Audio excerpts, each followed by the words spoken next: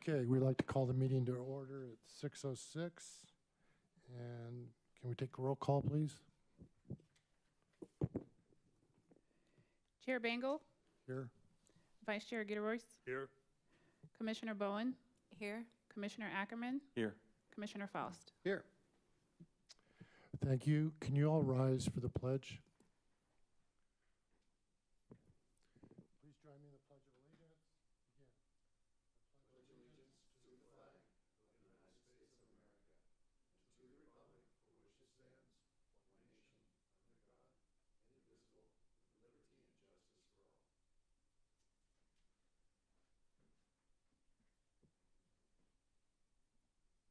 all. All right.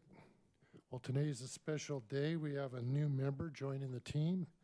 So I'd like to welcome Tiara Bowen to the commission and give her the opportunity to share a little bit about herself with the commission and staff. And it's your floor. Thank you. So my name is Tiara Bowen. I am a resident of Menifee, California, which I love. Me and my family moved here in 2020 during the pandemic, but I came from not that far away. I lived previously in Waldemar for several years, and my family still lives there today. I come with a background in human services. I have a bachelor's and a master's degree in human services from Purdue University, and I currently work in Lake Elsinore with former foster youth with Kamala E. Foster Family Agency. And I also work with Emmanuel House, transitional housing program. So I help individuals getting out of prison to kind of integrate back into society. So at least from a social service standpoint, I provide a lot of support. I utilize the resources in Menifee. My son plays soccer, so we use a lot of the fields, and we're always involved. So I'm excited to be here, and thank you. Well, on behalf of the commission, welcome to the team. I think you should know that Wildemar does have a pump track. I don't know if you know what that is. We're building a better one. So please let them know that theirs is the second best in the neighborhood. Okay, we have next approval of the minutes. Has everyone had the opportunity to review the minutes? Yes, I have. I'd like to make some corrections. Okay. So if it's minor stuff. On section discussion 8.1, 1, 2, 3, 4. Fifth paragraph up, somebody killed my last name. Vice Chair, I can't even pronounce what they wrote. That's a spelling error. On page 2 of 5, 2 of 5. last paragraph. Fifth paragraph up, Vice Chair Gibelroyce. I can't even find the fifth. 1, 2, 3, 4. You got it? I got it. Okay. And I noticed a couple of things that we were looking for feedback responses on. Under 9.1, we've got Chair Bangle asked about combining funds for the Salt Creek Trail feasibility study into the PMP study. Mr. Nix confirmed staff will approach KTUA and see if that could be added. Can we address that sometime during the meeting? Yes. Okay, cool. And then under future agenda requests, there was an update requested for the Bradley lot under number 11. And also, I'm sorry, I missed one. Did you get number 11, Jonathan? Did you follow that? Yeah, there's a already existing future agenda item for an update on the vacant parcel at Bradley and Cherry Hills. That's been on the future agenda for a while. Okay, and then there was also information under number 9.1 at the top of the page, above 9.2. I asked for information about local city fees. We're going to look at get a matrix comparing the spreadsheet. So we just want to make sure we don't lose those things. Yes. Oh, yes. I see what you're saying. Actually, if I can correct myself, what I think Commissioner Gitteroyce is pointing out for a future agenda item. Are you stating that maybe we should add a little more to the sentence there regarding the Bradley lot? Yeah, I also just, in reading this, wanted to make sure we don't lose track of these items. Yeah. But Okay. the only real correction I have in here is spelling. But the rest of these things are just flags that I noticed as I read through it that we have to follow up on. Okay, understood. Okay, thank you so much. Chair Bangle, on page 3, I got promoted to chair of the commission in the last Hey, paragraph. So Good for you. Should I move? Did you Yeah. catch that, Yeah, Jonathan? I got it. Okay. Second paragraph from the bottom. That was probably intentional. Foreshadowing. Freudian. Very Freudian.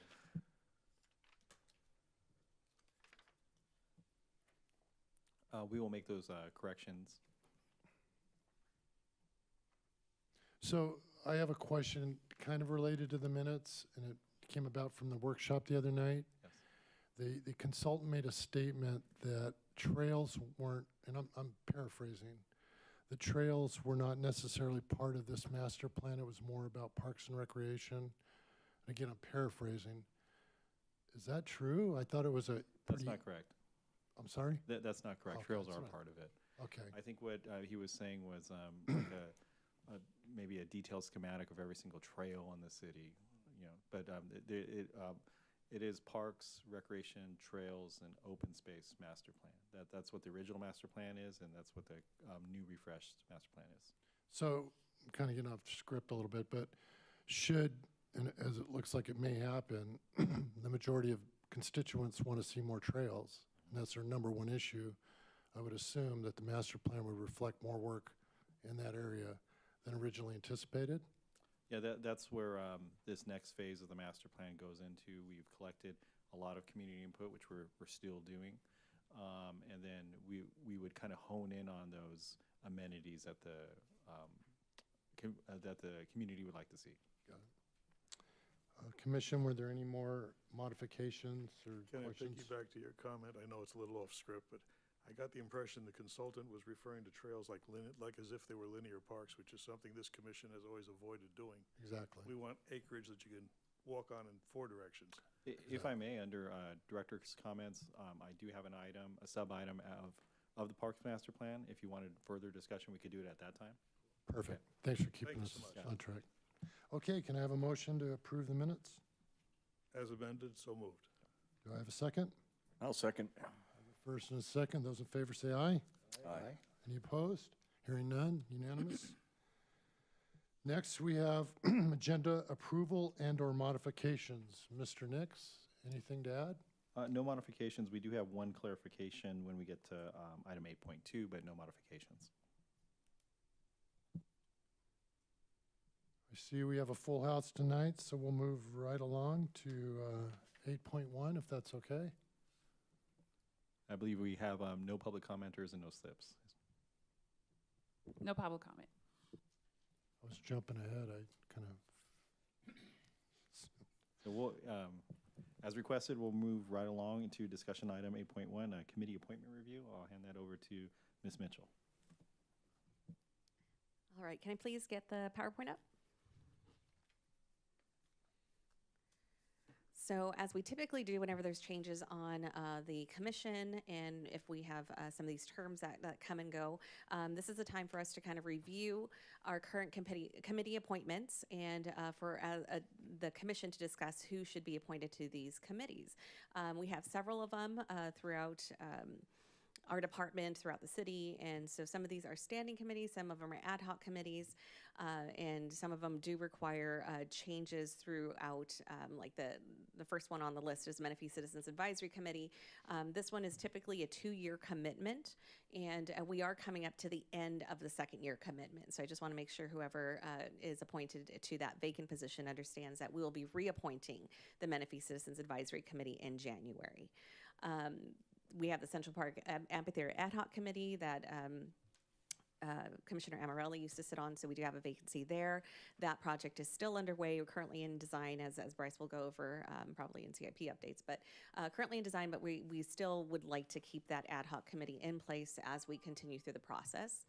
And then our next vacancy is for the Riverside County Transportation Commission Menifee Specialized Transit Working Group. That is the longest title ever, but that is specific towards our senior and disabled transportation program, which we're looking to kick off in towards the end of October. And that's mostly to kind of assist us as we continue to work towards getting that up and running, and then also making any modifications as necessary once we actually get the program up and running.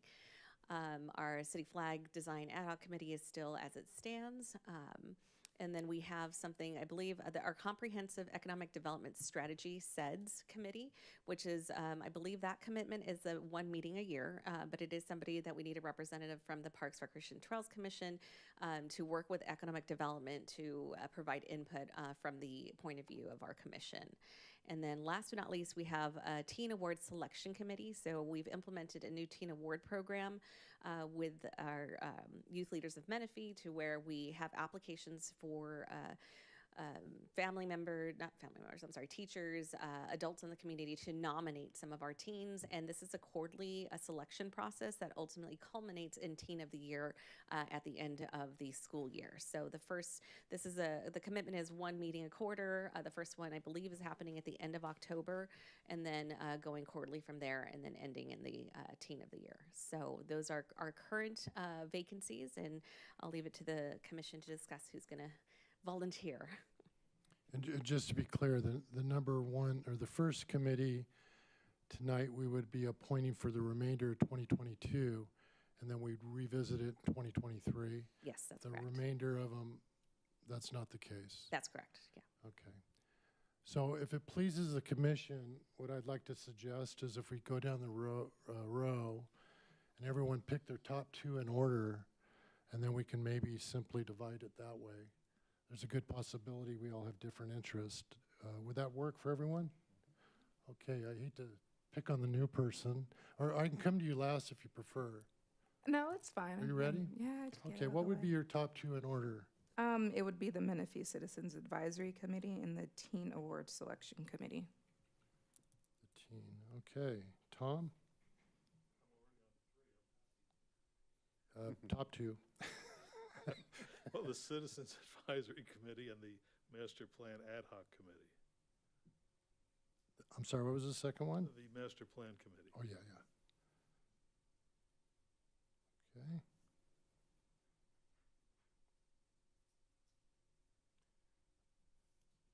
Bill, William. Are we looking at the vacant spots, Just or are we looking Pick for your what top two and then we'll see. what we're already on? I mean, I'm happy with what I'm on, and I also would be interested in the Teen Awards Selection Committee. Okay. So you want to remain on what you're on and add the teen? Yes. Okay. David? I just have some questions. First, is there still more work to do on City Flag Design Ad Hoc Committee? What is the focus and aim of Parks Make Life Better Ad Hoc Committee going forward? I'd kind of like to hear that before. Yeah, the city flag design is on hold right now. We don't know if in the future it might be activated. If we could, at this time, say, you know, we could dissolve the ad hoc committee at this point if the commission wanted to. And then Parks Make Life Better Ad Hoc Committee, you know, we were working on the new map that we created and getting that Rediscover logo out there, and we had a couple meetings, so that kind of launched. So it's really up to the commission if you want to keep that committee going to focus on kind of our, or if we wanted to make that, because it was an ad hoc to look at that design and the map, or if we wanted to make it a standing committee to support, you know, the annual Parks Make Life Better, which is every July. Okay. And it seems like the commission's done their part on the flag design as far as made our recommendations to council, and now it's tied up with branding and such. Is that why it's kind of being delayed? Yeah, the colors and branding and things like that. Yeah, council subcommittee decided to put it on hold pending some other branding that the city's doing. Okay.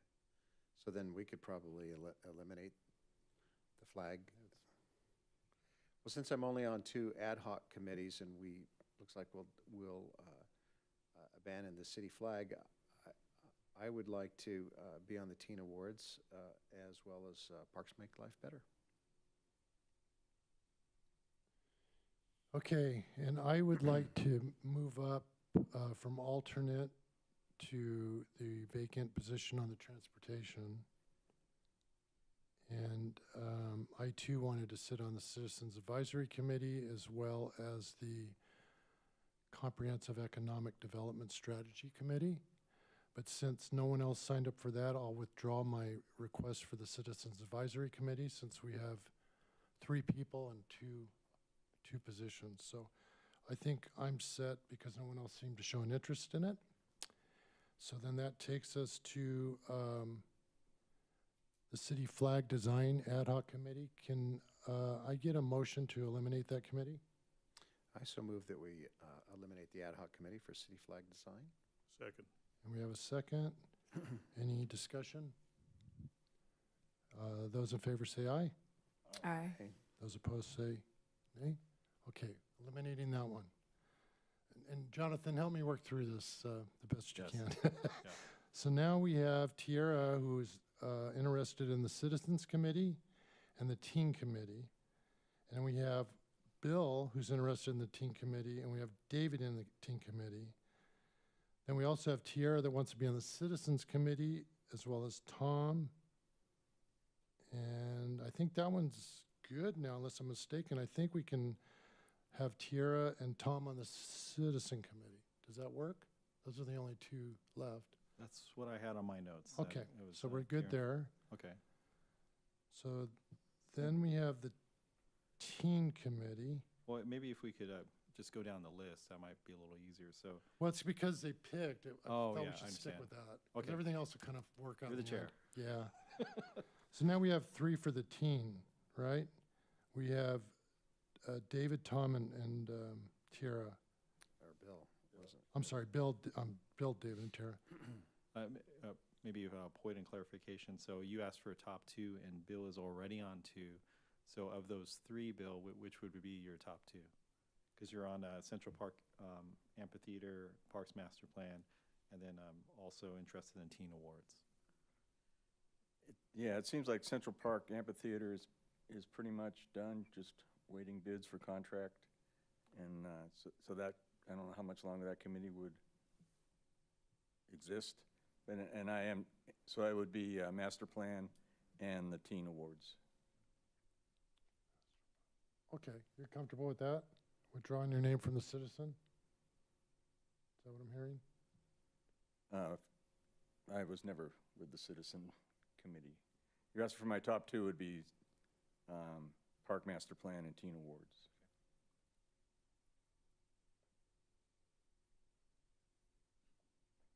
What am I missing, Jonathan? So if, well, that could be another point of discussion. Do we still need the Central Park Ad Hoc Committee? Right now, only Commissioner Ackerman is on that. As mentioned, the design phase is pretty much done. We're wrapping up the plans and getting ready to go to construction bids. Okay, do we have a motion to do away with the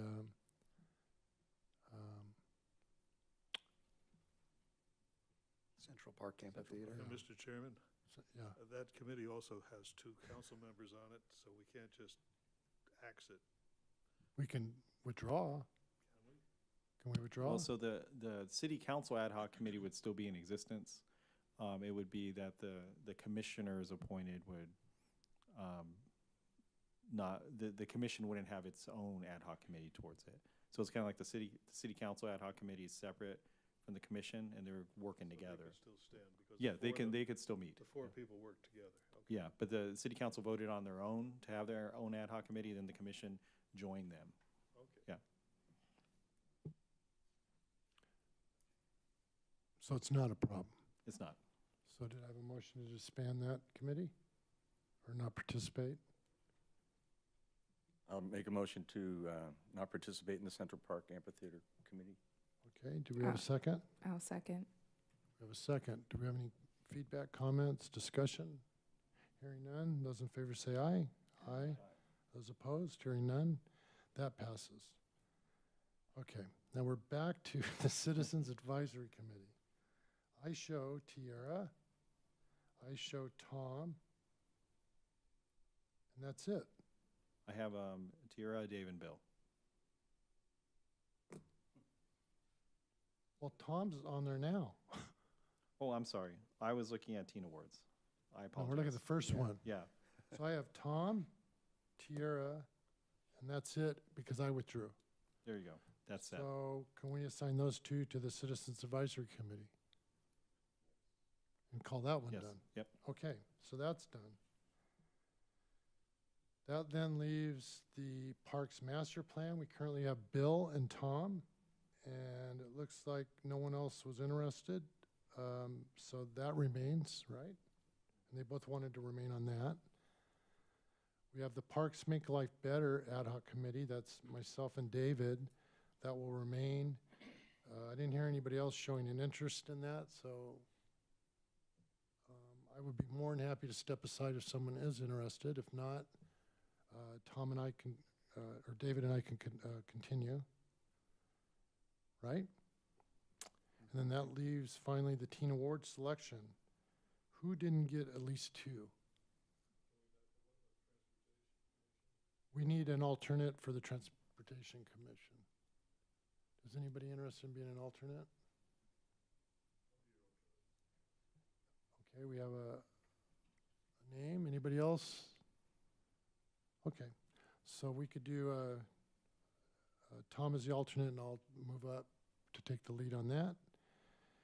And then we have the Teens Award selection. And I show, again, three people. I show Tiara, I show Bill, and I show David. Chair Bangle, I'll withdraw from that and take the SEDS committee. I already signed up for that. Oh, you did? Yeah. Oh, okay. I gave up my Citizens Committee for that one. Okay. That was my trade-off. You want to be on the Parks Make Life Better Committee twice? You're doing a great job. I mean, Right.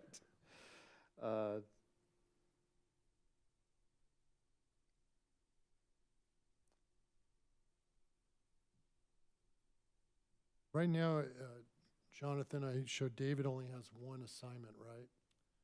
Yeah, and I believe you have three. Right. I'm trying to think which one I have a question regarding the SEDS committee and the Teen Award Selection Committee. Is that just one commissioner on that, or is it two positions? Yeah, for the SEDS, they do only have an annual meeting. We had it's been so long that the last commissioner to serve on there was Rick Roy, so it's been a year. So help me out, Jonathan. If I'm on the Parks Make Life Better, I have the transportation. Because we both sit on Parks Make Life Better, that doesn't allow me to. Okay, I'll yield and ask that Tom be on the SEDS committee and withdraw my name. So I'll stay on the, You mean Dave on SEDS? I'm sorry, I keep calling him Tom. Forgive me. I'll David. change my name, it's easier. It's easier. Withdraw my name so David can be on that committee. And I Got think that finishes it up.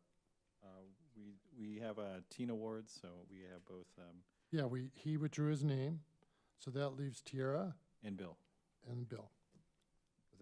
Is there two positions or one? We can make it two. Thank you.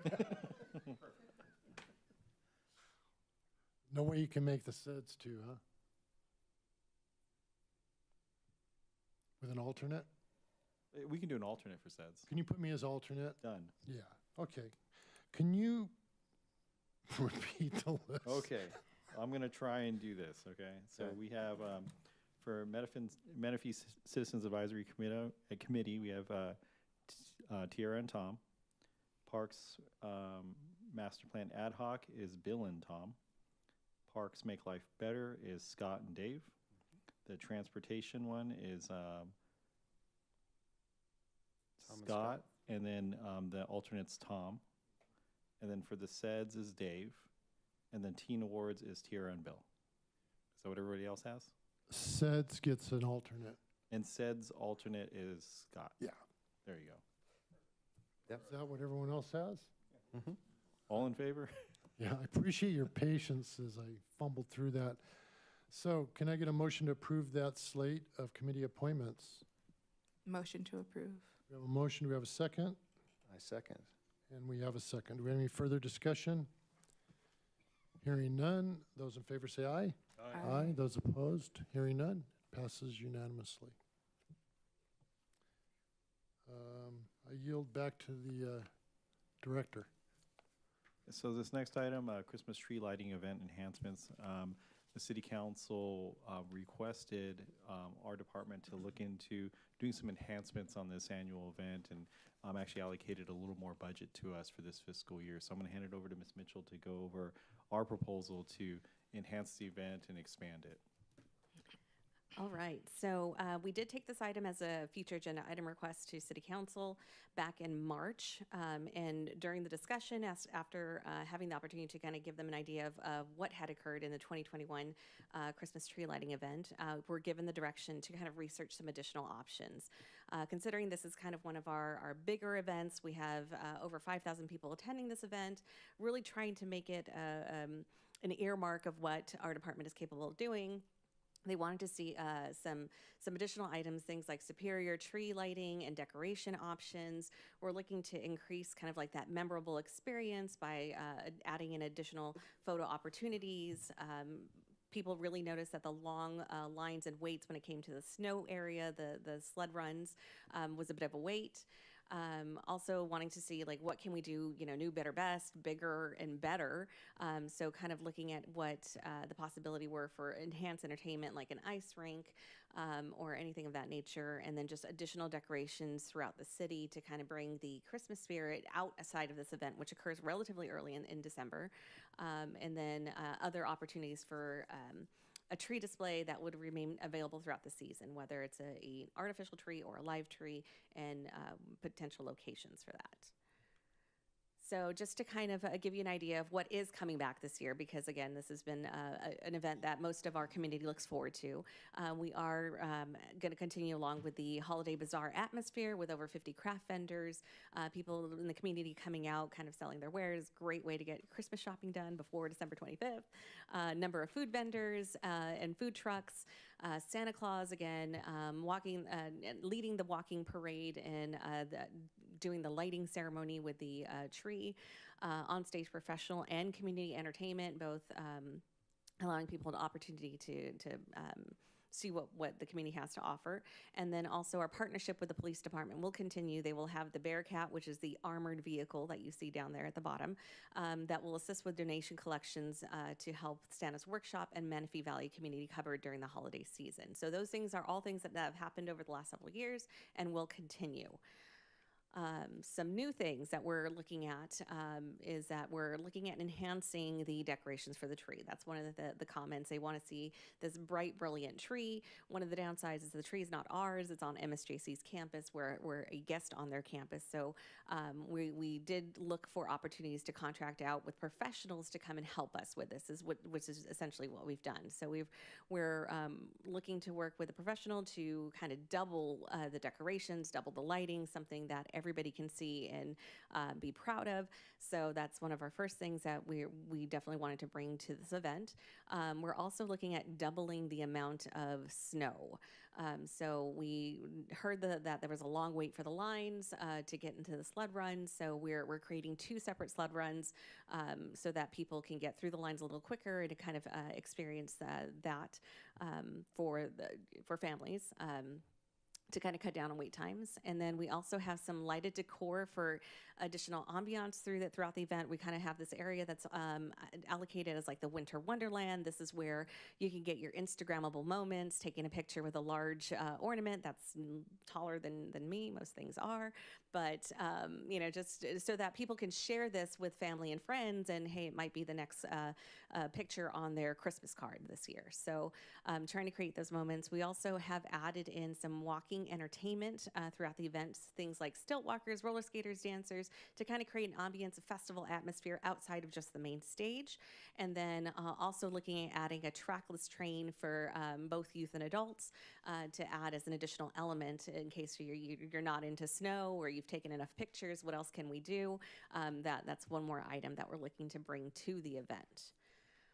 And then additionally, again, trying to share that Christmas spirit beyond December 3rd, which is when the Christmas tree lighting event is scheduled for.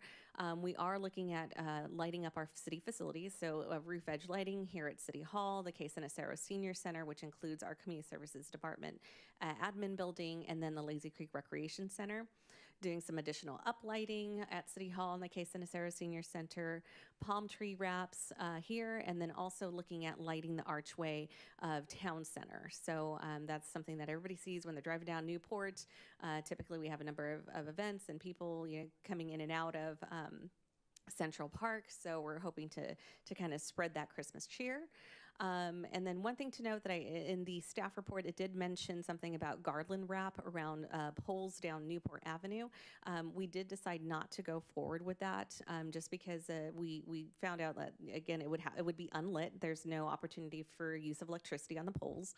And just the cost didn't make sense for us to kind of move forward with that option. So we are sticking with lighting in our facilities and to kind of make sure that we're able to utilize the money that was allocated to us the best possible way.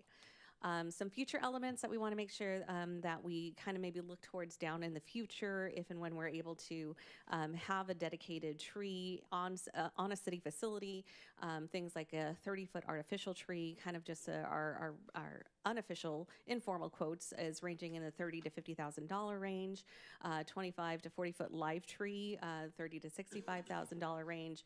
Those are investments that don't include installation or decoration, but that we just didn't have the funds for this fiscal year.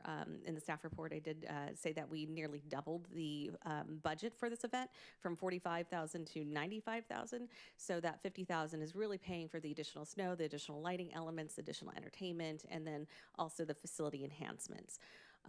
And then again, that ice rink, which I'm sure people have seen in other areas or other cities, doing our research on that would be a much bigger commitment. That's between $90,000 and $150,000, requiring at least a month-long minimum commitment, substantial electricity, and the space. And so those are things that we want to consider. But as the city continues to grow, this event continues to grow, we want to be able to give that information so that commission and council can help us make the appropriate decisions as we move forward with this event. So that concludes my report. And before we open it up, this is not something we're voting on, we're simply discussing it today. That's how I read the agenda item. Yeah, discussion and make some recommendations. Some recommendations. Yeah, we're going to bring this back to City Council in a couple weeks. Okay, so I'll open it up for comments. Chair Bang. Start with at the end there, with David. All right. Well, as you know, Christmas is near and dear to my heart. I'm pretty involved in city events regarding Christmas. This is a Christmas tree lighting event, and so I think more emphasis should be placed on the tree and actually, frankly, replacing the tree.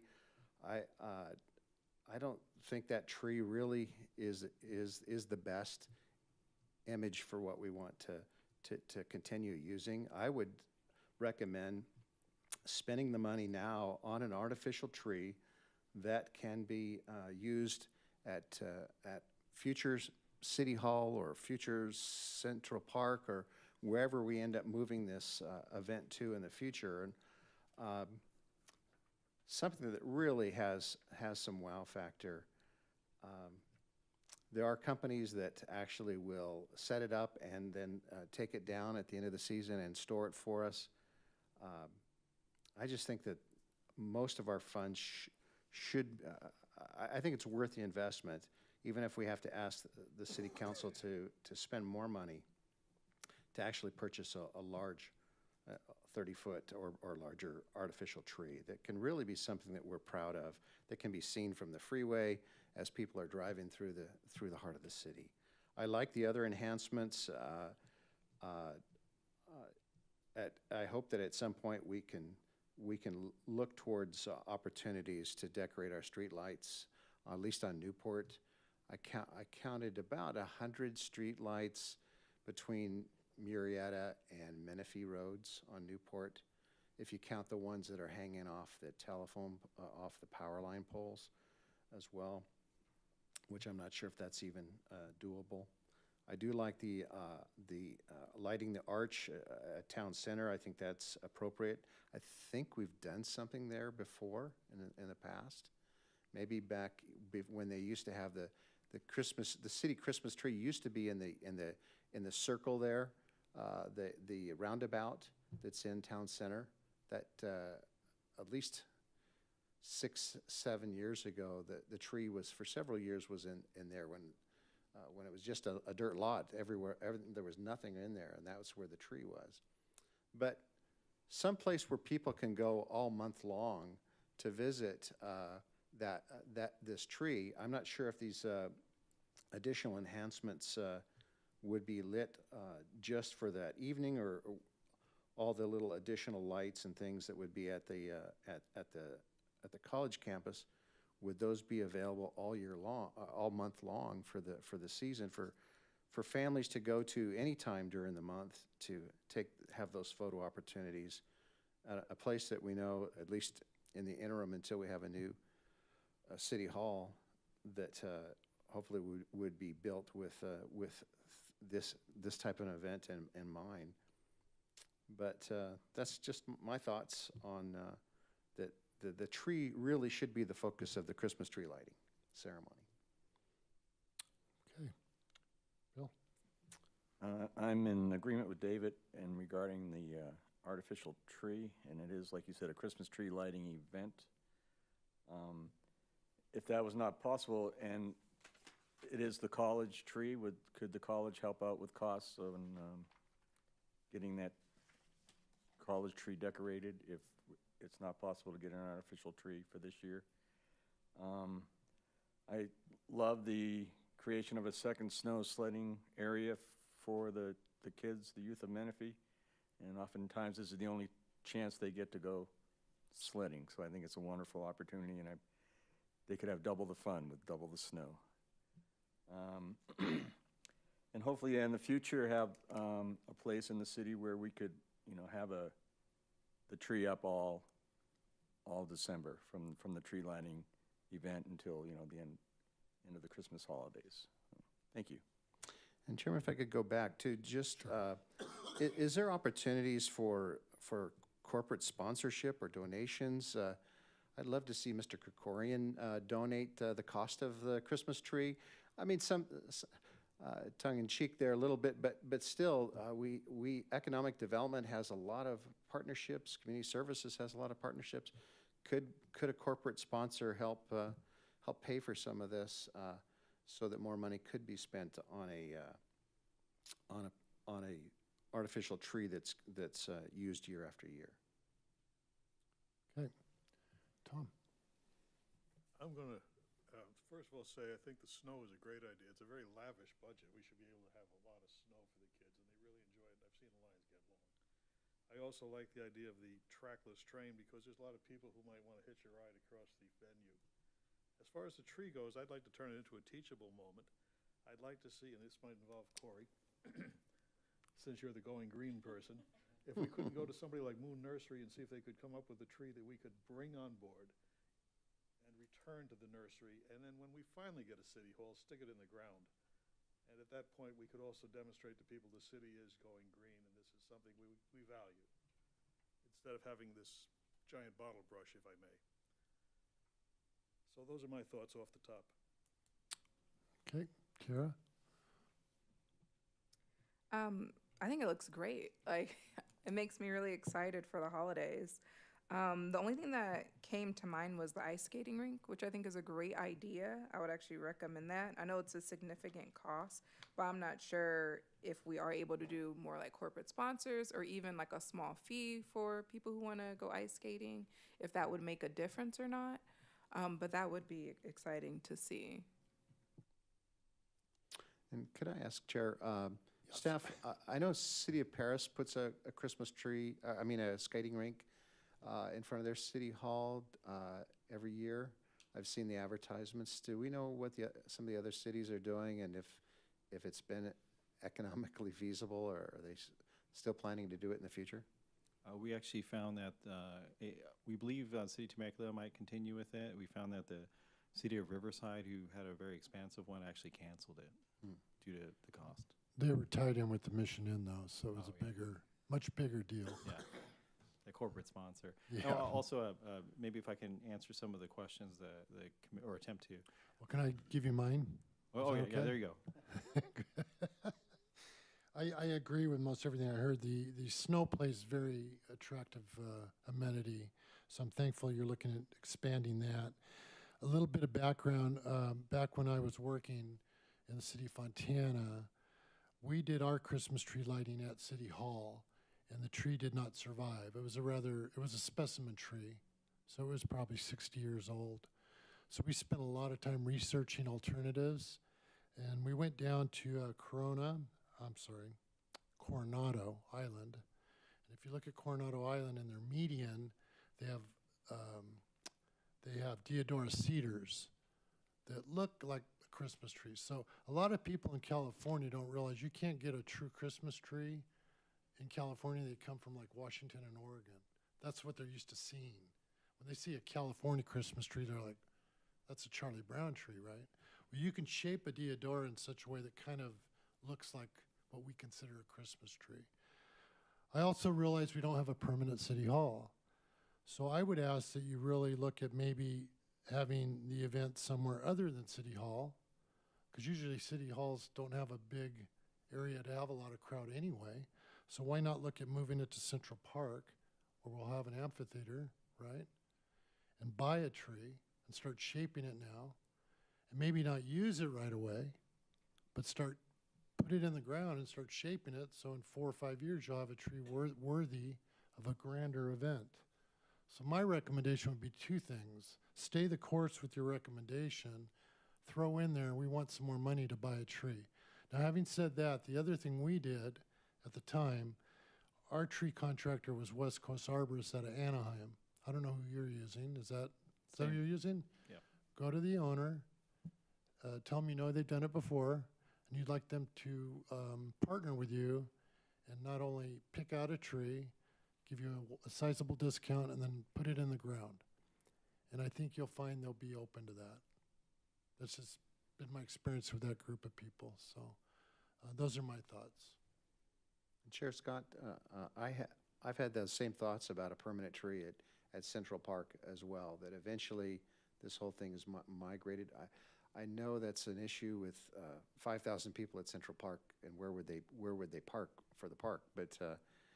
But having a permanent tree there towards the maybe the back towards the trail, towards the Paloma, closer to the Paloma Valley Wash, so it can be seen from a distance. So you've got that whole grass area that people can gather around. But something that could be a gathering place that's on city property in the future, adjacent to our Central Park. Unfortunately, I wish it was a bigger park, but it is what it is. Eventually, we'll have the bridge across there, so there'll be additional parking in the shopping center. And we tend to be using that Central Park more and more for events.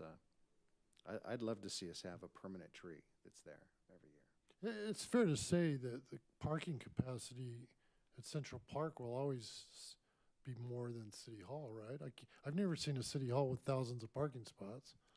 There's actually a project underway. The City Council approved a couple $1 million to actually make a parking lot at the City Hall lot. That's a temporary grass field right now. So there'll be a parking lot without a building? Yes.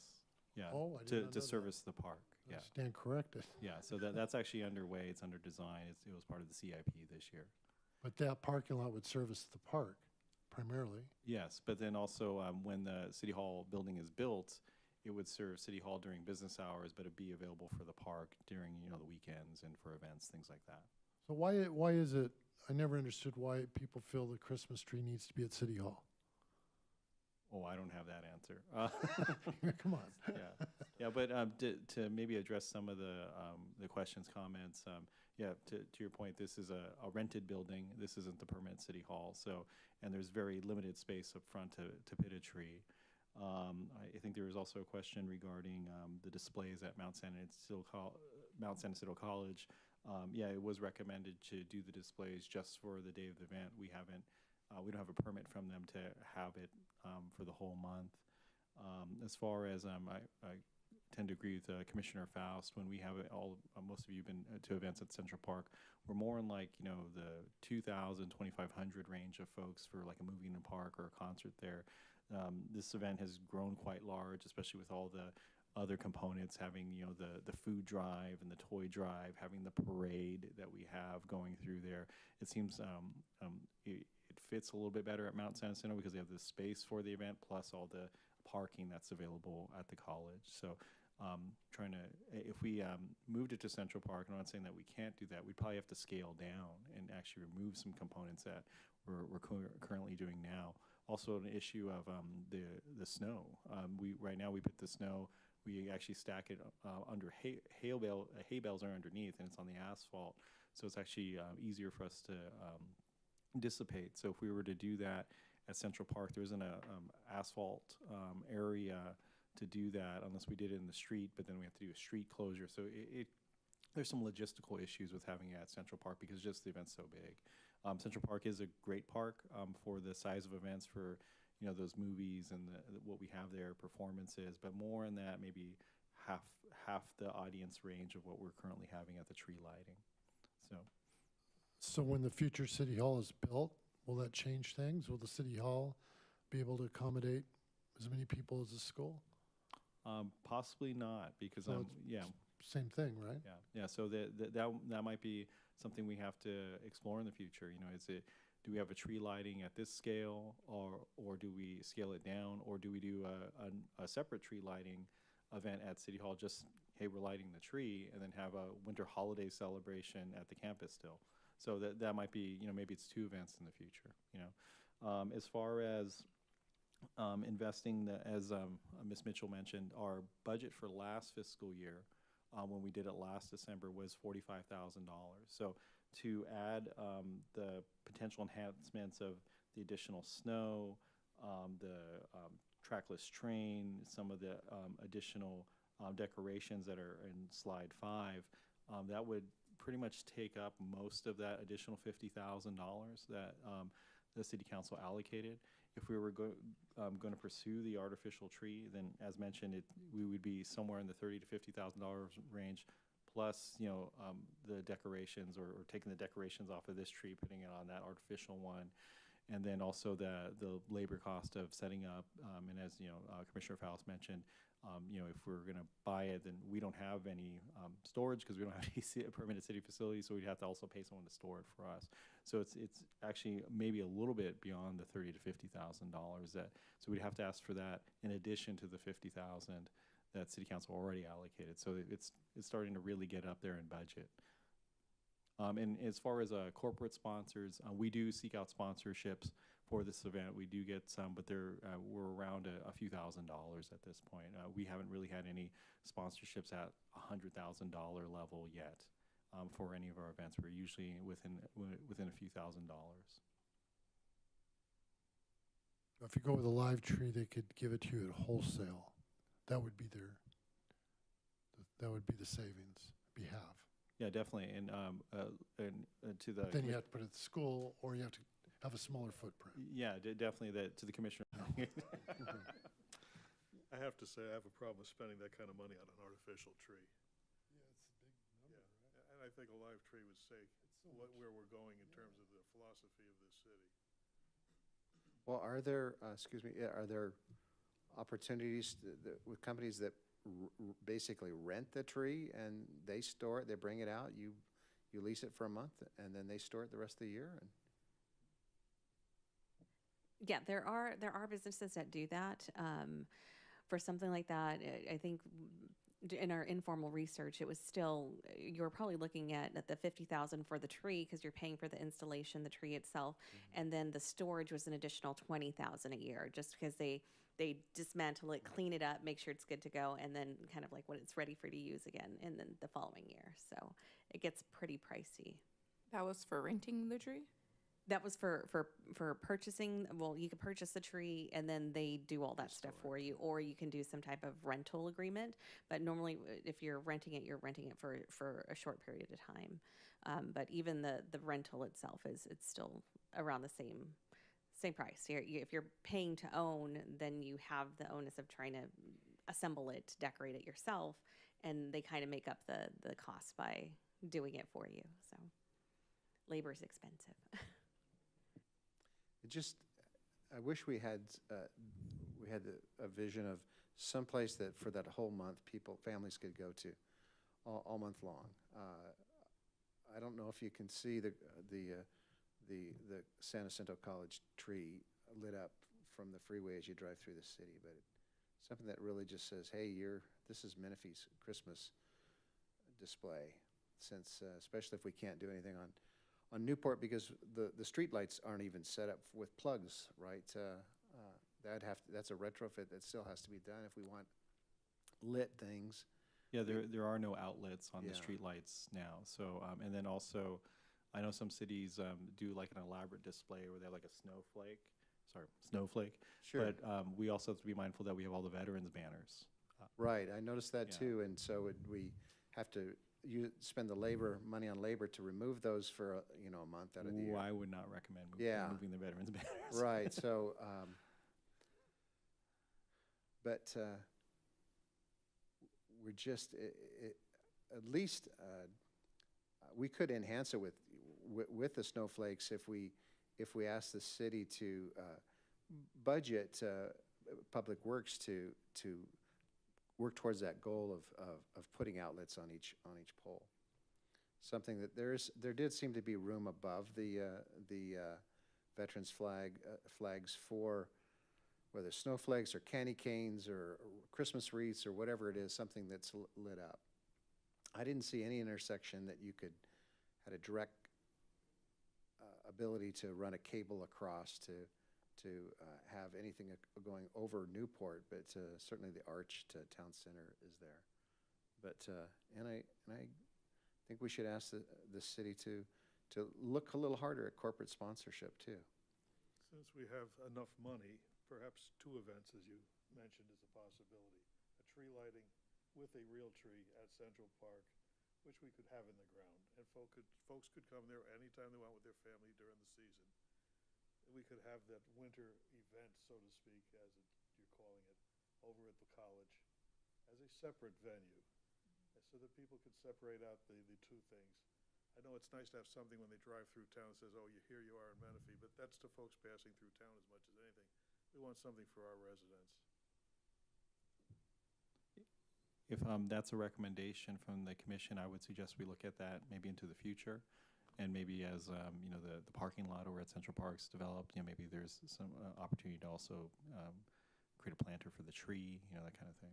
But at this point, we're kind of like running up against the clock. Is that where you're going with your thinking? I think it's twofold. Definitely conversation about what can we do for this December, especially because it's the first weekend in December, but not close any ideas to what we can do in the future. Mm-hmm. And also, when we start moving forward with looking at our budget for next fiscal year, bringing forward these ideas, and so we can start thinking about adding that to our budget for next December. Is there an opportunity to put like a string-like tree like on the roof of this building? Something that can be seen as people are driving down Newport or coming down the freeway, coming home to Menifee, and you can see the tree.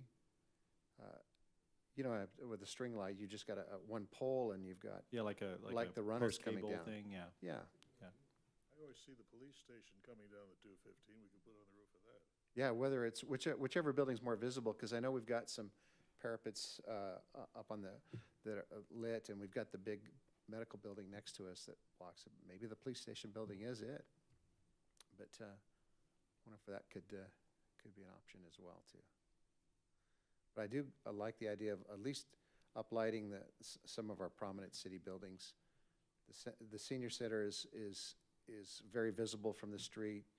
City halls, not so much, but a lot of people come here, and it is the seat of government. But I'm not sure if Lazy Creek, if there's any benefit there, since it's kind of hidden in the neighborhood. But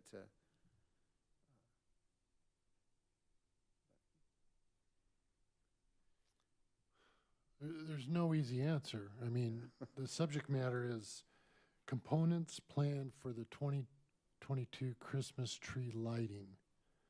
And then we're looking at other things as well. And there's really no good place to put a big tree other than the school.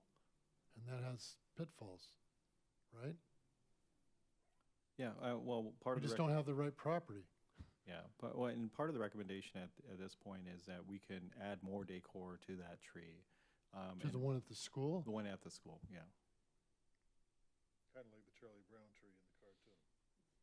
I mean, you know, that's why we're looking at a professional company to help us with that, to do some of the shaping, to make it that way, to add more lighting. You know, we were kind of doing it in-house, so having a professional company, doubling the amount of lights, doubling the amount of ornaments, having larger ornaments, and kind of shaping the tree, you know, to make it the best we can. The college did only give us X number of days we can use their facility. Yeah, I believe so. Yeah, especially because they're still in session for a couple weeks in December. But they do let us light the tree all month, don't they? Yes, yeah.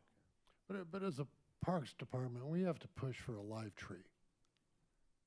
Yes, that is That's a how I live, feel. that is a live tree. On In city the future. property. No, I definitely hear you on city property, and I think we've kind of walked through some of the challenges with our current situation. Doesn't mean that we can't have a very large live tree in the future. Okay, any more comments? I don't know how helpful we were, but Yeah, No, I think definitely we walked through some of the suggestions and challenges. We heard the commission, you know, I mean, we try to be as aggressive as we can with sponsorships, especially new businesses coming into the city. But when you look at the new businesses coming into the city, you know, they're smaller restaurants, things like that. So we're not going to get like $50,000 from them. You know, we're very appreciative of what they can provide us. And then sometimes they do a lot of in-kind things, like they'll come out and provide like hot chocolate for everybody or you know, food for everybody that's in attendance. So we've been really fortunate with those kind of in-kind sponsorships, you know. And then also a major component of this is the donations we receive. You know, we receive the toys for the Santa's Workshop, which benefits those low-income families in the city. We receive donations of canned goods for the community cupboard. So we have that component as well. So it's a very good opportunity to make sure we draw enough people to provide those donations. So, but I did hear, and maybe Ms. Mitchell can help me with this, seemed like there's consensus on bigger snow area, so that's good. that's It seems like there's some consensus on decorating the city facilities. Seems like folks like the trackless train idea.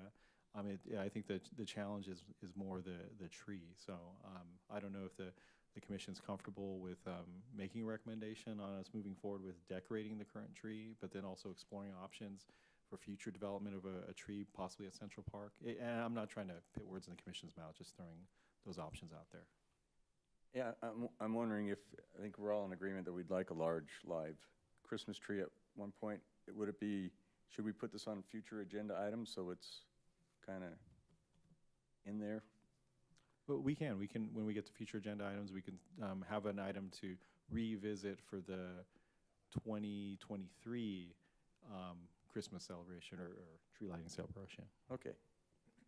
when I understand Santa Claus wants a chair with a vibrating mechanism, because he says it's Massage chair. a lot of sitting, yeah.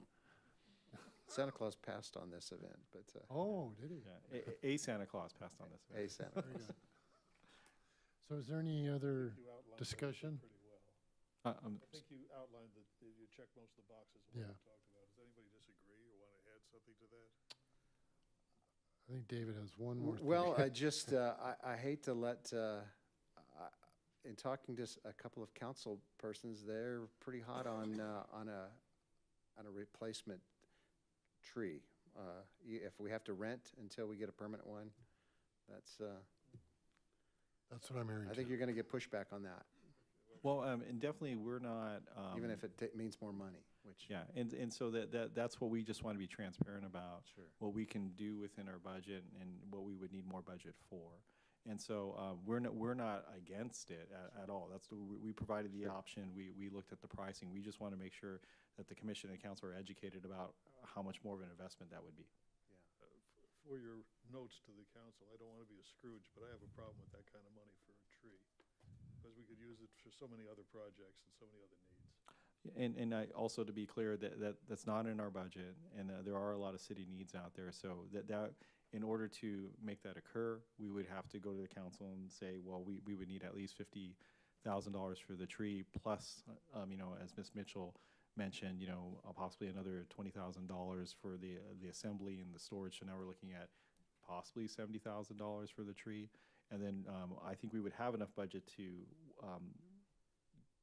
get the lighting and decoration that we would put at the Mount San Isidro tree, and then just shift it over.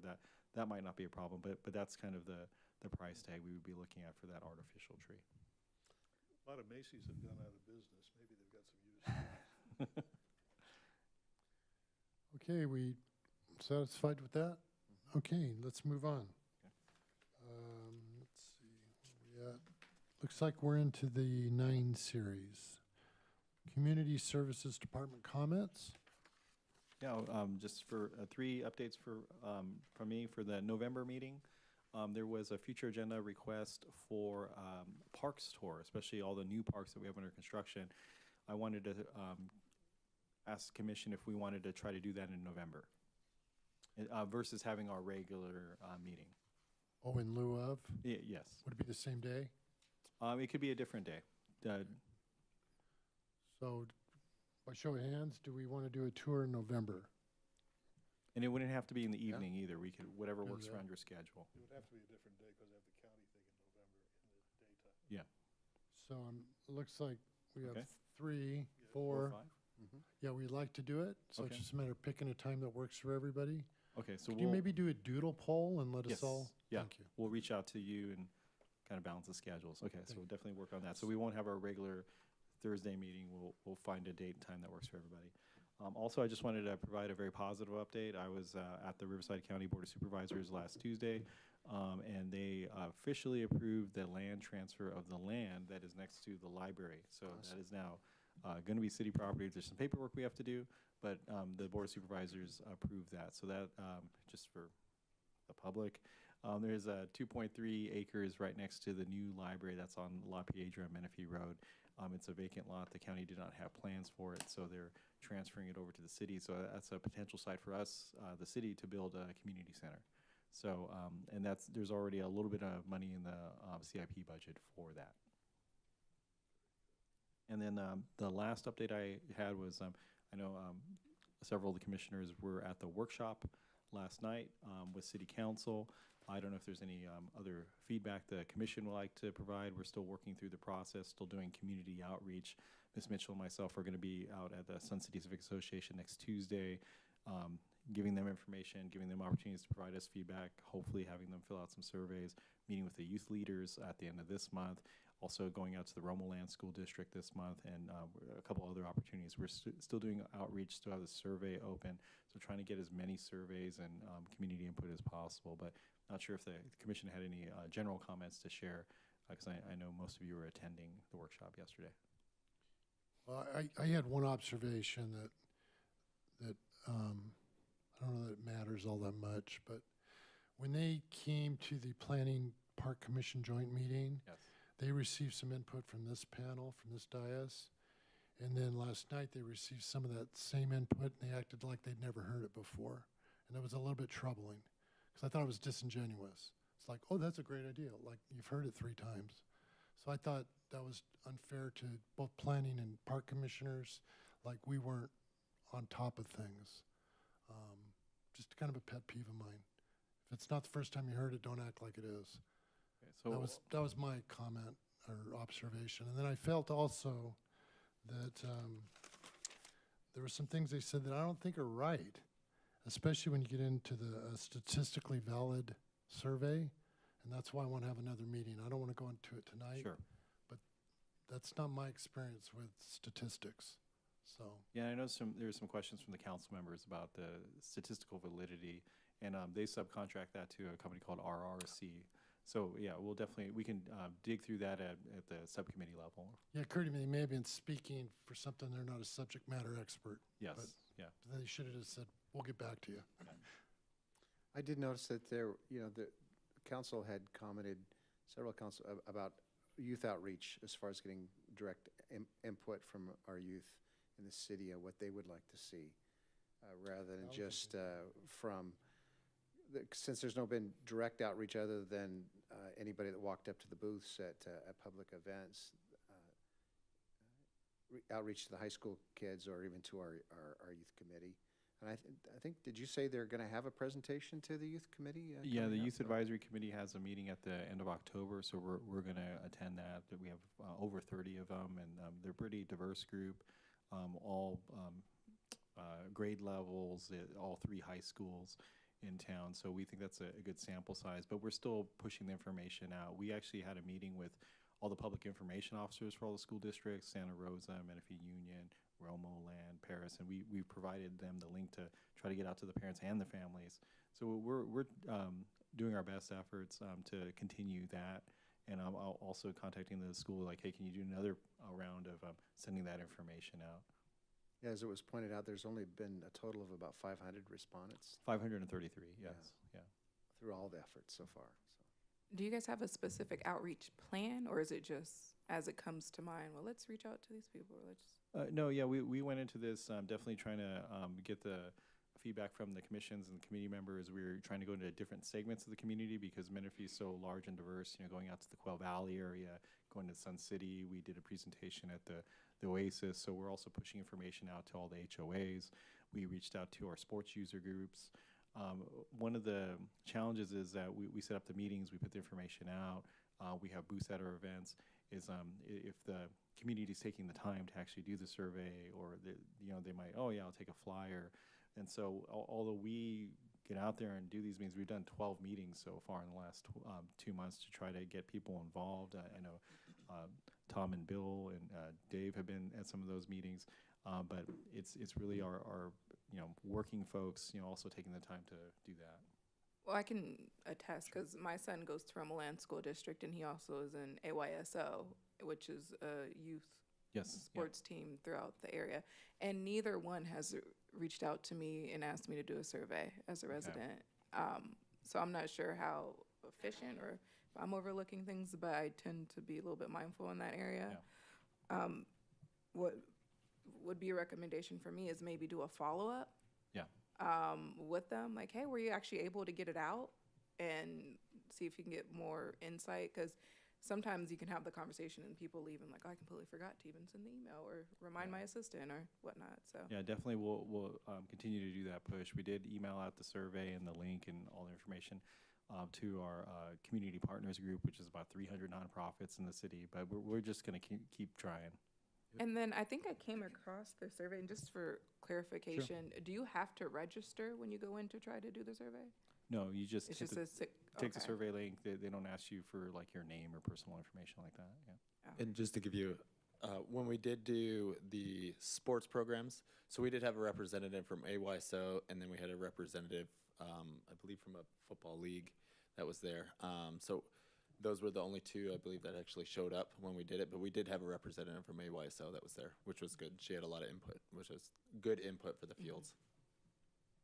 But definitely to your point, is that information trickling down to all the members and the coaches and the parents? Yeah. And then also another thing to consider, because I know even looking through the paperwork, there's a lot of soccer fields. And it's like, well, are we also making space for sports that we may not necessarily have right now, like lacrosse or, different football teams? Because a lot of times, like even driving into my community, they're on the soccer field. So are we, delegating space for that? Yeah, definitely we like to refer to them as multi-purpose fields because they're about the same size. So you can have soccer, football, lacrosse, that kind of thing. But it's also a balance to make sure there's enough of those fields so that these teams are on top of each other. Yeah. I noticed a mistake on one of their slides yesterday as far as the park amenities. It had a list of city parks and how many soccer fields, et cetera. And Yes. Valley-wide. And it had swimming pools for Menifee 0, swimming pools for Valley-wide 0, and then total swimming pools 1. So you may want to check their math on that. Yeah. I have to comment that I agree with Scott. His overall view of the responses we were getting were very repetitious to things we'd already covered. And the council was asking questions which we had asked before. And they didn't respond as if we'd covered that before, and the council didn't seem very well briefed on the fact we had talked about it, just as feedback. Okay. Yeah, my comment, besides my initial one, was I think you've done all you can do to get the word out. I've seen other master plans. I know how other cities work, and you put a lot of effort into it. And so if we don't get a lot of feedback, it's certainly not staff's fault. And it's just kind of frustrating, but I think people just get wrapped up in everyday life. I know you, like you said, you came to the Oasis. I think there were about 150 people there, maybe? Probably, Would yeah. you say that? Yeah. I'd be curious how many people fill out the survey after that meeting, even after I pointed out, go home, fill out the survey. My sense is if you got 2, I'd be surprised. Yeah, and, I'd like you to look, actually, if you could, if there's any way. oh, actually, yeah, that's the another thing I was gonna say. What we've tasked back to the survey folks is to look at, so within the survey, we ask people where do you live exactly? Well, not exactly, but what region do you live in? You know, is it the northeast, northwest, you know, basically between the 215 and Newport. And so what we're looking at is where are we getting the most response and where are we not? And so then that will help us kind of reach out to those areas where we're not getting as much response. Can you share with us where that is yet? Well, we don't know yet. Okay. Yeah, we're asking for that information based on the council feedback from last night. And as far as the survey that was mailed, do they do a follow-up mailing to these people? Hey, did you get your survey? Have you filled it out? That's 'Cause what we're- it seems like a pretty small amount of people have actually filled it out based on the 4,000 surveys that were sent. That's also what we're asking them to do like a follow-up postcard, that kind of thing to those 4,000 folks. Commissioner Bowen, did you have something? One thing that I was going to say that I know for some of the universities have worked with the students is there is an incentive. So, and I also think it may have been DPSS where they'll ask like students or youth to fill out a survey, and then they're like, okay, well once it's complete and we have your information, we'll send you like an Amazon gift card. So I'm not sure if we have the resources or maybe if we can connect with other businesses in the community to see if they're willing to donate like, you know, a dinner or whatnot, to try and get more people wanting to fill it out. Very good point. We, when we did the survey at the event booths, we had some giveaways and incentives when we had them at the events to do that, and still not much of a response. But yeah, we were discussing that. That's a very good point. Anything more on the Parks Master Plan? One other thing, I just Sure, can't help sure. let this go. Maybe Yeah. 2. Okay. I think they're using the word splash pad and aquatic complexes. They're interchanging that word, and those are 2 different facilities altogether. Yeah. So that confused me a lot during the meeting. I don't understand why they were doing that. And then 2, they keep referring to 5 acres per thousand as an NRPA standard. NRPA did away with those standards several years ago. And I know you know that. Yeah. So I wish they would quit doing that because that's it's just not true. They do have a program, as you know. They were using ProRageous. They changed the name of that program, and you can compare like agencies. You could just plug in your data and see how you're comparing with acres per thousand. But you got to be very careful because most of your agencies to the east are including large swaths of open space. You don't have that. So like your department, if you took all your acreage, would equal 1 park at the regional parks. You know, it's just, so they're not apples to apples. So you got to be real careful. The new trend is the community should build what the community wants and needs, not shoot for 5 acres per thousand. Now, having said that, I don't know how that fits into Quimby. So that could be a little bit nuanced, but I'd like to see them get away from keep saying that. Yeah, definitely. The workshop that Bill and Dave attended, I think they explained that slide better, where they actually, and I believe it was Mike Singleton that brought up that point, that that national average, that 8.9, is very skewed because as to your point, and I know, Scott, you know this very well, that on the East Coast, there's a very large parks and open space areas that are managed by cities and municipalities. Over here, that's mostly managed by, and I think they said it, but I don't think it was very clear to everybody that those are typically managed by the county or the state. That's not part of a city's acreage count. Yes, the 5 acres per thousand is the current Quimby standard for the city, just to clarify that. But it's point. not a national standard. That's an outdated Yeah. view. Throw a little light on that. When this commission first began, we were at 3 acres per thousand. One of the first things we did was make it 5. We realized the city Correct, yep. didn't have enough acreage per thousand, and we were trying to beef it up as we continued to build out. So that's where that Understand. number came from. Well, back then, though, NRPA supported that concept. Right, we didn't even know about that. We were just saying, hey, we need more acreage. Well, someone did. Yeah, definitely. They were. We didn't. Yeah. And the other thing that you mentioned, they seem to have splash pads and aquatic mixed together. They kept talking about trails as though they were linear parks. That kept sticking in my head. This commission has always said trails are not linear parks. That's not acreage. Yep.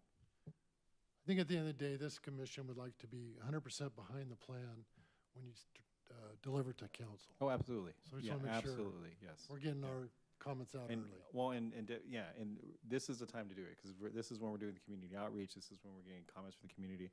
So definitely hear the commission. We want to make sure that we're all on the same page, we're all on board what we present to the city council and ultimately the community, and also definitely continue our efforts to get more community input. More volleyball courts. Yeah. Some Splash pickleball. pads. Let's see, where are we? 9-2?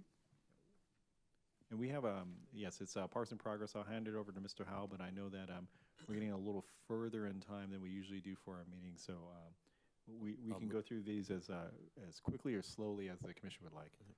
And I'm going to be excusing myself, and Tom's going to take over, so. Okay. Happy October, everybody. See you in November. It's all yours. Okay, if I could get the Very good. PowerPoint, please.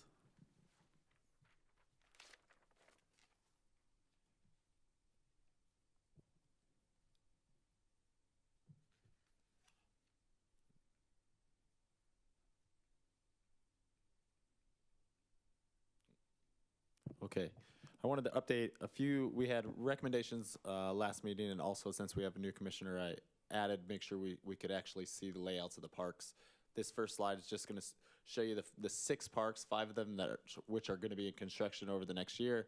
The other one is a larger development legato that will be that's going to come within the next few years. We'll definitely have all these parks. So as you can see where they are spaced out throughout the city, lots of different parks that are going on there. I'll go through these in the next slides. So Underwood Park, which is off of McCall, I will honestly admit I messed up with the pictures. That is further along than this is than you can see in the pictures. Those trails are in, the sod's in. There's just a few equipment that they're working on. It's a 10-acre park, another lit soccer field, which is highly needed, covered inclusive playground, the restroom, picnic shelter, parking lot. It's going to be a wonderful park. So the next one is the best park I would say is the 6-acre pump track that we have. So if you go by, we grand opening, as you can see, November 5th. Everybody can come, and at 12 p.m. there's going to be a lot of people there. It's going to be an amazing event. That is still under construction. The street widening started this week. If you go over there, you can see we moved the fence back. The street's already starting to get graded. They're laying out the curb. Probably by next week, we'll see some concrete and stuff start hitting the ground there. Remington Park, it's right over by Underwood Park. It's a 5-acre park. I know this one, it's been the same. It's almost there. They had a few issues with the playground that they had to get some parts manufactured. They're supposed to be coming in this month. So as soon as they get that, we're going to get into that 90-day maintenance on this park. So Banner Park, the 5-acre splash pad, there's a few issues they're having with getting some material for some of the splash pad, getting permits through the county. They've almost gotten all that wrapped up, so as soon as they do, we'll start construction on that. Again, I'm hoping they start construction here in the next couple weeks on Banner Park. This one is a 5-acre park, splash pad, and the restroom. It's going to be another wonderful amenity for the residents here. Now, Bryce, what's going to protect that park from Newport? So they're on Newport Road, where Dominagoni Yeah, runs into it. right. So there are some. That's what I was actually speaking with today. There are some fencing and then some boulders that we are putting on on that side that's there, so nothing will run through, because that way it's not just like an open Right. road. If you can see, like next to it, there's the houses have the walls, and then the wall stops, the park's there, and that's what we had developed and had the developer put in. Once they start doing, right now it's just a vinyl fence just to keep it looking nice for the development, but it won't be a white vinyl fence that's there. Courts Ranch, which is on Evans Road, right up the street from Mayfield there. It's a another 5-acre sports park. Again, definitely needed. Another lit multi-purpose field, restroom, tot lot, 2 tennis courts.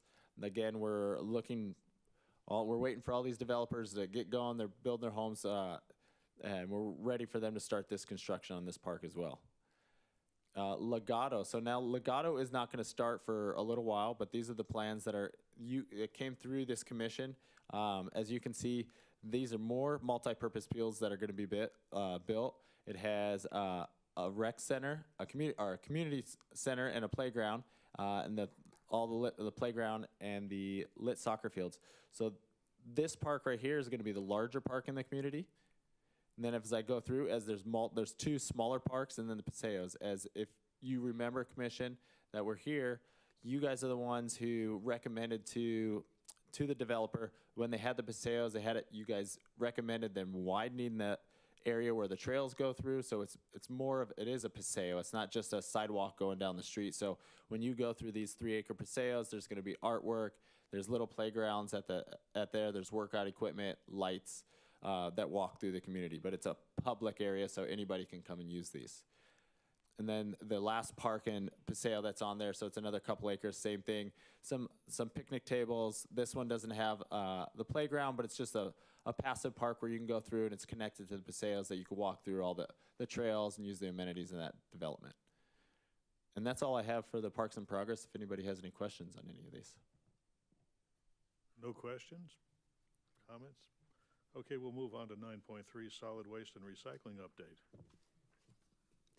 Good evening, Commission. So solid waste and recycling, there is a fun event coming up this weekend, the Electric Car Show and Cleaner Expo. That's going to feature well over 10 different EV models. We'll also have electric. Sorry, Corey, 1 second. Can we please get the PowerPoint back up?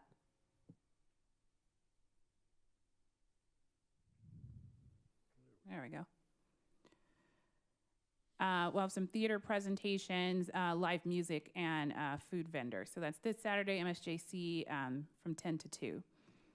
Also, starting next week, or possibly the week after, we'll start doing social media push for the city's temporary business assistance program. This is a program that council approved during mid-year budget, in addition to the senior bill assistance program. And this is just to help offset some of the costs of businesses coming into compliance with some of the new state recycling mandates. And so that will entail up to a $1,000 reimbursement for applicable expenses, or a free training from a city's subconsultant, Aptim Services, which is an environmental consultant firm. Also not listed here, 9/24, we did a bulky item collection event. I believe we mentioned earlier in the meeting that we do 4 of those a year. This was a smaller event, but we were still able to divert 6 tons of appliances, 2 tons of mattresses, and collect 9 tons of landfill waste.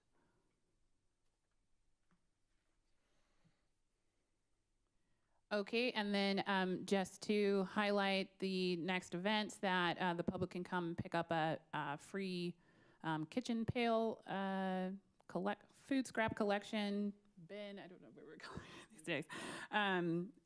Can be picked up at those events or at the front counter in the admin office at Community Services.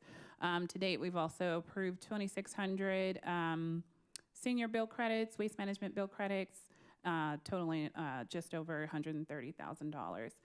Some things that are coming soon, we finally got the notice to proceed from Cal Recycle on our edible food recovery grant, and that's going to be used again to establish satellite food distribution sites for Menifee Valley Community Cupboard. Thank you. Corey, I just want to say that we appreciate our kitchen compost pail, and we've been using it, and hopefully we get a lot of those out to the community. That's great. Thank you. Thank you, Corey. And that brings us to item 9.4, Recreation Division update. All right, so I'll go ahead and continue with that. Our Recreation Division update, as we normally do, we give you an update on the number of participation and revenue, as this is just, we're finishing up our first quarter of this fiscal year. And our revenue to date is right on track, if not looking to exceed our current revenue expectations as our participation numbers. And a lot of that could be attributed to a number of our programs not only being back to pre-COVID participation numbers, but also the expansion of some of our additional programs, like I mentioned in one of our previous meetings, things like our brand new flag football program and additional expanded programs at Lazy Creek. So again, we're excited to be able to be up and running. Some of our recreation things that we have coming up in this next month. There's a lot on the slide, so there's a little bit of everything, things ranging from our, kind of like how we did the Extreme Light Fight for Christmas, we're doing something similar for Halloween, Haunt Your House. We are encouraging our residents to enter in their house for their home decorating contest, where we can map on GIS, make available to our residents. So when it comes time, when it comes closer to Halloween, the residents can actually vote on their favorite house based on a number of different criteria, things like most scariest or most all around, best use of inflatables, things of that nature. So if anybody's interested in that, we would like anybody to apply or enter in their house. You can do so by going to our City of Menifee website, or specifically our special events page. We've got a couple other fun things happening out at Lazy Creek, things like our Parents' Night Out. That's coming back after being gone for 2 years. Parents are looking for some time off. And so we've got a couple dates coming in September, December, and February of next year where parents could drop off their kids and enjoy a night out without having to worry about their children being cared for. So they'll be at Lazy Creek instead, and pizza dinner, arts and crafts, games. We've got all of the electrical items, things like our Nintendo Switch, our Wi-Fi is up and running, so lots of fun things to keep kids entertained while parents actually get a chance to enjoy a night out on the town. A couple other things we have, the senior food box distribution, our next date is October 27th, again at Laladera Park, and then a couple other Healthy Menifee programs that are going to be taking place throughout the month as well. So unless there's any questions, I can go and continue on with special event updates. Anyone? Yeah. Okay, special events, we just want to kind of highlight a couple events that we had in September. So we did, originally this year, we weren't really planning on doing a full 9/11 commemoration event, just because in previous years it had been dwindling in attendance, and as far as the resources, we were kind of looking to do a day of service instead. However, MSJC and a couple of their partners had decided that they wanted to take on the responsibility, and we decided we were going to help them do that. And so they had a commemoration event on September 8th at MSJC campus, where they were able to commemorate the event, not commemorate the event, but pay tribute to those that we lost during that day. And a number of our city officials were out there to celebrate as well, and we're looking to continue that partnership in the coming years. Also, we had our second art affair, which is our cultural arts, visual painting, art and craft, where people have the opportunity to come out and display their wares. This month, in September, it was in honor of Hispanic Heritage Month, and was fairly well attended. We had live entertainment, a number of people kind of showcasing their artwork, and kind of leading into some of our upcoming events. Which I have on the next slide. So Corey mentioned a little bit about this Saturday being the Electric Car Show and Clean Air Expo. We're really excited about having that out at MSJC this Saturday. We also have the upcoming Fall Festival event, which is going to be Saturday, October 22nd at MSJC from 4 to 8 p.m. One thing I'm making sure people are well aware of is that in order to gain access via wristband to our Kids Zone, we were asking our community to come out and support Domestic Violence Awareness Month by offering a large toiletry or donating a toiletry item or clothes for our women or children to benefit our local domestic violence shelter. Again, just looking for a way to give back to our community. Following week, we have the return of our Day of the Dead, which is going to be on Saturday, October 29th at Central Park from 4 to 8 p.m. This is also another opportunity to kind of share into the cultural arts that we're looking to bring to Menifee, a number of live entertainment, a number of arts and craft vendors. If anybody is looking to honor a loved one that they've lost, we are still accepting applications for altars. And we do anticipate that there's going to be a large turnout for this event, as there has been in previous years. So those are our special events for the next month. Thank you very much. And now we move to 9.6, Capital Improvement Program Update. Okay, thank you. Just a few updates. Permanent restroom for at Lyle Marsh Park. The survey, all that kind of work has been done this week. You'll see actual dirt being moved next week. There's a lot of behind the scenes that we're working, submittals, things like that this week. Laladera retrofit, we are going to go back out to bid for that one. We had to adjust some of our, the way we went out. Once that goes out, we'll probably be out to bid on that next week so we can get that Laladera retrofitted into recycled water. The portion that's going through the school district is already underway. We had a pre-construction this week. They're going to start that this following week, putting that line in under the school that'll feed through to Laladera Park. The fence and safety enhancements, working with the contractor on getting the schedule so we can get that out, and we're working with purchasing, getting that purchase orders to them so we can get those started. Hopefully we'll start those within, I'd say, the next month and a half. So as long as we can get our material ordered. If you don't remember, those will be at Centennial Park, closing in the baseball fields, Lyle Marsh Park. It's going to be putting the fence around the playground for the youth to help keep some of the youth in. And then also it'll be for the sports court resurfacing at John Denver Park. We're putting the fencing in so that way we can complete that pickleball court, that conversion we did there. The parking lot resurfacing for ELP Peterson, we're working on a bid proposal. We're going out to bid with Public Works. We're working with them to get combined with the street improvements that are doing and with the parking lot so we can get better pricing, do more, they're going to do more of the work so that way it'll work out more for us and we'll get that done here soon. And then the Gale Webb, as I mentioned earlier, the street widening is underway. Still, hopefully everybody's there for November 5th. One thing I don't have on here is the amphitheater. We're looking to get the final plan set this month so we can get that completed and be going out to bid here real soon so we can see it out to bid for construction. And that's all I have for capital improvement. If anybody has any questions. Hearing none, we'll move on to maintenance. Just a quick maintenance update. 152 work orders submitted, 130 completed. We have a lot pending right now. We're having issues getting a lot of just our materials, drinking fountain, the regular that we would just go purchase, we can go buy 5 of. Now we're having to order just drinking fountain parts. Playground parts are, when things get damaged right now, it's taken about 3 months for us to get parts that usually would take about, I'd say 3 to 4 weeks. So it's just taking a long time. We thought things were catching back up, and then certain parts are harder to find. The irrigation, as you can see, it's most of our work orders. That will start dwindling down as we go into winter time, as long as we get some rain. No. But as you can see, and some of the other ones will pick up on there. We had bike patrol. They were actually able to get out a little bit in September. They had 12 miles.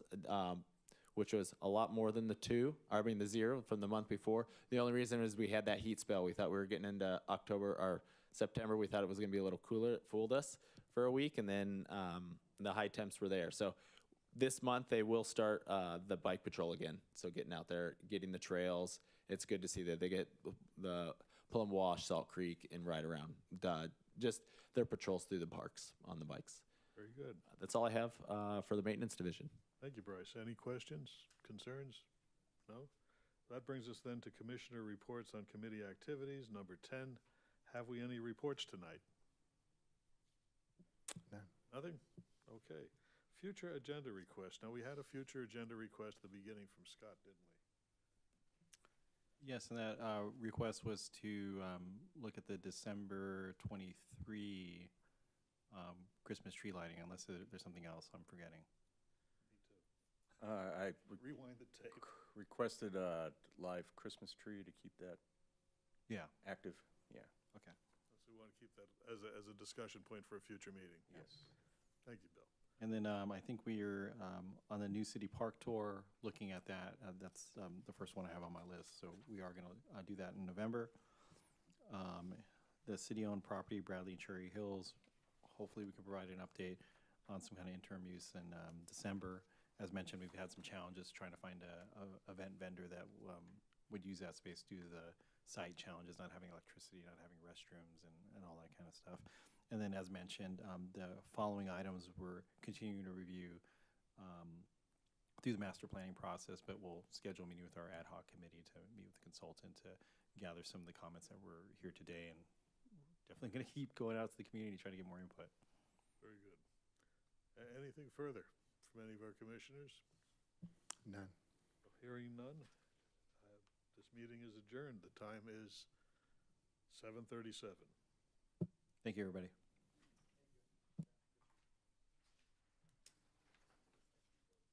How'd you like it?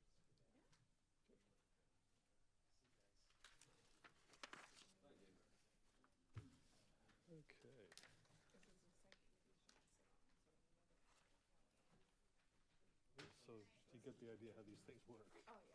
Good, good. You said that you're up in Romoland? No. My son goes to Romoland School District. Oh, okay. His school's in Romoland School District, but I live in. Well, Romoland section of Menifee is where I live. That's why I was wondering. Oh, yeah, no, I'm up in Macomb. Oh, okay. I'm still technically new city of Menifee. Yeah, I am too, but we always, my address is Sun City. I live in the city of Menifee, but my taxes say I'm in Romoland.